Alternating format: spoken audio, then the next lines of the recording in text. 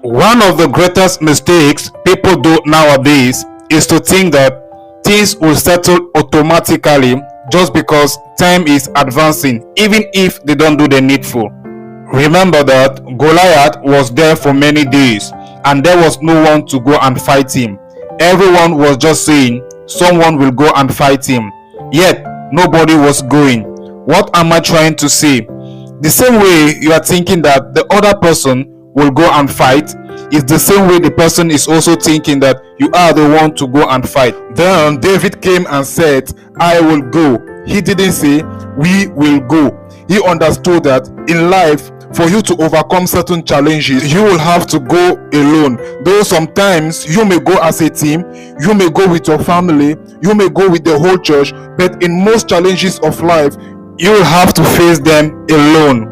There are things no man will be able to do for you. There are fights you will need many people to go with you. But when it comes to fighting Goliath, you don't need to go with 2, 3, 4 people. You don't need 10 people. You go alone. So if your mindset is that of always getting help from people, then when you get in front of Goliath, you will die. I would like us, my brothers and my sisters, to review our mindset. Most people nowadays don't want to face anything alone. We have the mindset of, my family will help me, someone will do it for me, the church will help me, and that is why we can see something we can actually do effortlessly, but we reluctantly do not do them. Why? Because the mindset is programmed with, someone will do it for me. We are always thinking that someone else will come and solve our problems for us. That is why we fail.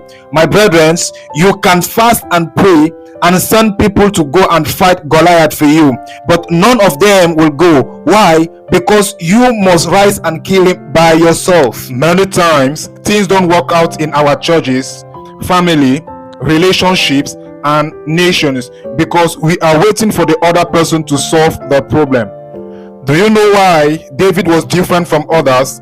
It is because he was in the school of responsibility. When you read in the scripture, it is as though David was treated differently from his brothers. At a very young age, he was taking care of his father's sheep already. That is why he could kill the lion that wanted to attack the sheep that were under his care. He was taking responsibility of the sheep handed over to him. He could take care of animals. So when it came to men, it was easy for him to stand and defend them. It was a habit for him already because he was in the school of responsibility. So I will use this opportunity to tell all the parents watching this video to submit their children in the school of responsibility. You won't raise responsible children if you keep on doing everything for them. You can simply start by telling them to wash their plate after eating and to dress their bed once they wake up. If he grows up with the mentality that he is the one to get his stuff done, I can assure you that he will be able to fix a nation tomorrow.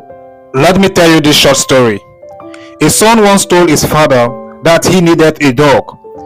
The father bought him the dog though on a condition that he will be the one to feed the dog. So every time when the father will see the son eating, he will ask him if his dog has eaten.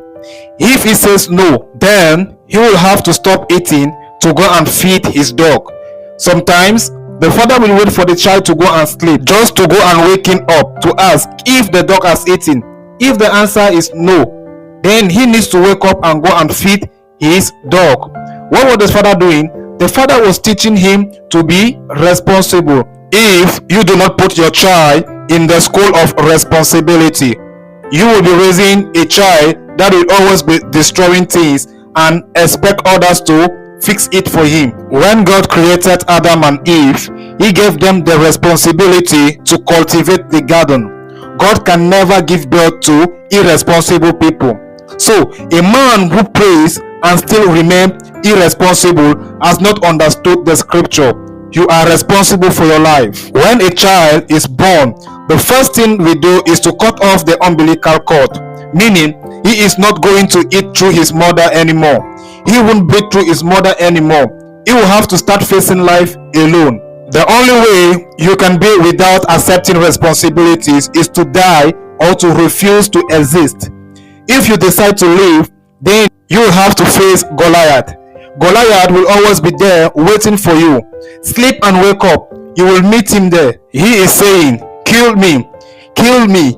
If you kill me, you will become a king. If you do not kill me, I will keep on insulting you. Your pastor cannot do everything for you. There are prayers he can pray for you, and there are other prayers you must pray for yourself. The prayer anyone prays for you has its limit. People can do certain things for you, but others must be done by you. So you must push your baby. And to push your baby, you must have a holy anger, a holy wrath. The reason why your destiny is still delaying is because your anger is delaying. People who never get hungry spiritually never give birth to their destiny. At the age of 30, you are still living in your father's house and you think it is normal. At the age of 40, you are still fighting mommy's food with your younger ones and you think it is normal. It's not provoking anything in you. You pray for someone and even headache is not healed and you think it is normal. You must get hungry, brother. You must get hungry, sister. Some things are still happening in your life because you see them as normal. So it is time for you to arise and push your baby, for the world is waiting for your baby. The world is waiting. The entire creation is waiting for your manifestation. Thank you for watching. Do not forget to subscribe to my channel. See you in the next video and remain blessed.